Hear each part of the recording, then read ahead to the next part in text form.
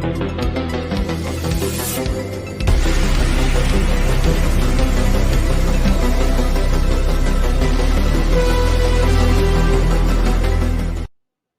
going on, everybody? Welcome back to the channel once again, Faccis Cinema.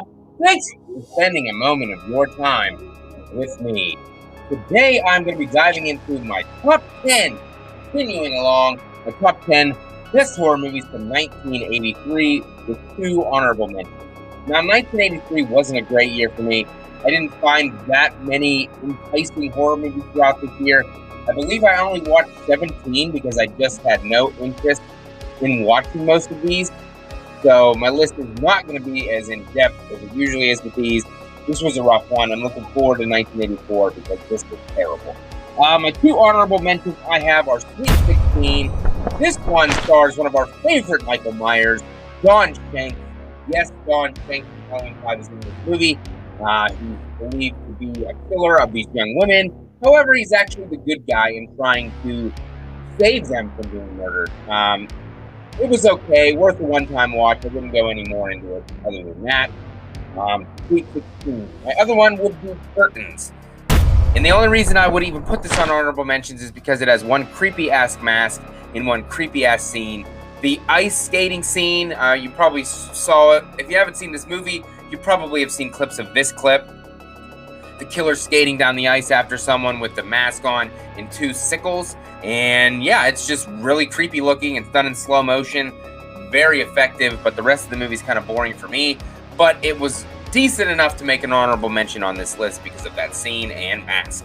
So let's knock in to the top 10 from 1983. Coming in at number 10, I have a Dutch film called Lift. It has a 40% on Rotten Tomatoes. And you're like, Lift? I never heard of that. You probably didn't. I watched it on Tubi for free, so if you're interested, go check it out. It is about a possessed elevator. Oh, I know what you're thinking. A horror movie about an elevator. That sounds pretty lame. It's definitely a unique take. There's a couple cool kills with the elevator involving, decapitations, hangings. It got struck by lightning and then somehow created this life form in, like, the electrical box, and it was only there to kill anybody who, partaked in a ride on that particular elevator.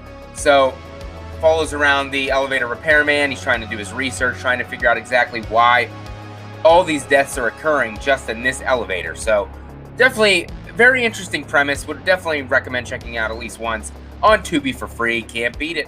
Number 9, I have Mortuary. This has a 30% on Rotten Tomatoes. Stars a very young Bill Paxton. I'm going to be completely honest with you. Something to do with a cult and, a killer going around and killing some of the cult members. And Bill Paxton's kind of suspicious throughout the movie. You're not really sure. He could be the killer, not the killer. We're not really sure. As it goes along, it's kind of it's a whodunit. But, a couple deaths are pretty cool. Other than that, it's not something super great. The atmosphere was creepy. Obviously, funeral homes freak me out and all that kind of, and death. So that kind of added to the scare factor. But, it's not one that I'm going to go back to and rewatch a second time. But I think it was good enough just to make the list. Number 9. Number 8, I have Mountaintop Motel Massacre. Never heard of this movie. Clearly not even B level. This is more like C level. And I'm not talking about the ocean. I'm talking about the grade. Very unique. There's these cabins that are out in the woods, and you go to the office to rent the key, and you get the cabin for the night. Different people are there for different reasons. A car broke down. Someone's there on their honeymoon because they're really cheap. We've got a repairman who's staying there. A preacher.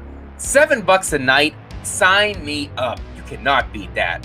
You try to go to the beach, you're not paying the $7 a night. You ain't paying $7 for a damn soda. So that's a good ass deal. But this old lady who runs it, she's very creepy as shit. Her daughter died, she's very young. All these underground caves and traps leading to each particular cabin so she can sneak up in the middle of the night and kill them one by one. Very interesting. I love the atmosphere. I love the vibes. We got thunderstorms going on. We got rain all over the place. Very creepy. And it's a very creepy premise that you're in a cabin. You think you're locked in there safe. You got the front door locked and bolted, but they're coming from underneath. Very interesting. I definitely recommend giving it a watch. That was also for free. I believe that was on Tubi as well. Number 7, this one is not for Destiny Faulkner because she hates this movie. Microwave Massacre. This puppy got a 35%, and it stars Jackie Vernon, who is the voice of Frosty the Snowman from those old 70s, I think it's 70s, Frosty the Snowman cartoons. Once I heard his voice, I was hooked from then on. It's not a full-out blown horror movie. It's a black comedy, but it's really hilarious. Like I said, it's not scary at all, but it does involve a microwave and people getting cooked in it. And if you're a wife, don't talk back to your husband because one day he will kill you and cook you in a microwave. I'm not going to do that, but somebody out there might. I'm not promoting it, I promise. But it's hilarious. I had a really good time with it. I think I gave it like a 3 out of 5, and then Destiny was like, "Are you kidding me?" And I was like, "Hell no!" It was a good ass time.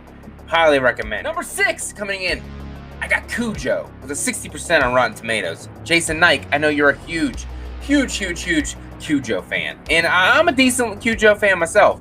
If you're into those, claustrophobic movies, we're stuck in one place for the majority of the film. Obviously, Dee Wallace and her son get stuck in the car. They don't know that they knew they had a dog, but Cujo got bit by a bat that had rabies, turns into this vicious killing machine, and it is a scary-ass dog. That dog is coming for them, and if Dee Wallace doesn't put on a grade A performance, this movie's not going to work. And she nails it. She really does. She's losing her shit, but she knows she has to keep it together for her son, who's slowly dying inside that car because it's the blistering heat in the summer. It works. The dog practical effects are great. Some of the shots are actually a guy in a dog costume. I never knew that. That's how amazing it was. It was done. Highly recommend Cujo. Scary ass dog, and I hate dogs. Being a FedEx guy, getting bit by so many dogs, yeah, you lose your trust in all dogs. And you kind of really hate them. Sorry, your dog lover. I'm sorry. Coming in at number 5, guess you're gonna flip around and love this one. Jaws 3D, an 11% on Rotten Tomatoes. The cheesiest of the cheese. This is some Gouda that's stuck under your shoe, and it's so disgusting, and you're walking around and getting all hot, gross, covered in dirt. What kind of cheese this is? But I love it. I've watched it a lot as a child. It's very comforting. It's got SeaWorld, which I'm a huge fan of. Jaws and SeaWorld, it just works. We have Dennis Quaid, a young Dennis Quaid, who was high on cocaine for the entire length of the filming of this movie. We've got the girl from Back to the Future. Her name escapes me right now. I can put her face in my mind, but she's in this movie as well. I have a really good time with this movie. The whole thing, the third act where the shark's coming into the tower in the underwater kingdom. I love it. I just have a really good time with Jaws 3D. Is it the best? No. Is it even the second best in this franchise? Probably not. But I really enjoy it. Jaws 3D, number 5. Number 4, I have Sleepaway Camp with a very surprising 81% on Rotten Tomatoes. Probably because of that iconic ending that you don't see coming. Once you watch that for the first time and not know what's going on, blows your mind. Just in case somebody has not watched it, I'm not going to spoil anything. I'm not going to ruin it, even though it's pretty much out there and well known. Felissa Rose does a great job. You really get invested in her character, so shy and quiet. And then what it turns out to be, you never know who the killer is. They're trying to point it in different directions. You think it's Ricky, who is an amazing character. You're going to pay for this, you cocksuckers! Go eat shit and die, Ricky. Go eat shit and live, Bill. Love Ricky. He's a great part. He's throwing water balloons. It's a good time. The camp owner, Mel, he's a freaking asshole, beating up Ricky, a 12-year-old boy in the freaking woods. I mean, he's trying to hook up with a 16-year-old, 17-year-old girl. The cook in the beginning is a pervert, like trying to have sex with a kid in plain sight. As soon as this movie gets going, should this movie be any good? Hell no. Is it even B level? I'm not even sure if it's B level. Might be C. I don't know. But somehow the goofy charm works. It has a very huge following. It is the best one in the franchise. I'm not really a big fan of the other ones, but Felissa Rose nails it. Sleepaway Camp, number 4. Number 3 for me, I have a sequel to probably one of the most beloved horror movies of all time, Psycho 2. Anthony Perkins, Meg Tilly dominating the role as his girlfriend, conspirator. It works really well, and I am a huge fan of Psycho 2. I prefer it to the original. Hell, I even prefer Psycho 3 to the original. I know that's sin. I just don't really like the first one that much. It's a slow burn. It's back from the 60s. It's not my thing. I know people love it. I appreciate what it has done for the genre, but I prefer the second one. Anthony Perkins is amazing in this one. You actually start to feel bad from him. He got released from his mental institution. He's doing better. Goes back to the hotel, and Meg Tilly and her mom are just messing.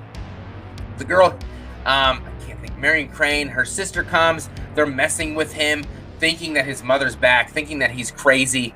It's a very good story. I really enjoy it. The kills are great. The ending scene in the kitchen with the other lady who says that she's his mom. I love that. The shovel to the back of the head. It's a really good story. Anthony Perkins delivers a great performance, especially because this one, I believe, was 22 or 23 years after the original.